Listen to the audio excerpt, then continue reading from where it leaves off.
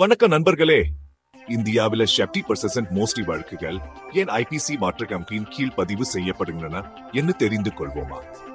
IBC மாற்றாத்தது என்பது இந்திய தண்டன சட்டத்தில் உள்ள ஒரு பிரிவு.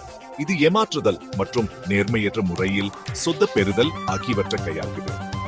மக்களே ஏமாற்றப்படுவதிலிருந்து பாதுகாக்கும் ஒரு சட்டம் இது.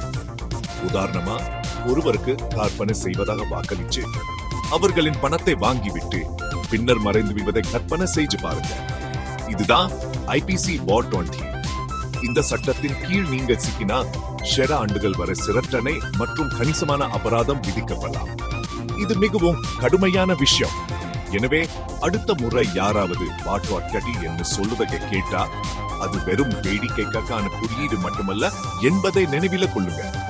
அது மோஸ்டிக்கு எதிரான பாதுகாப்பு. வெளிப்புடன் இருங்க, பாதுகாப்பாக இருங்க.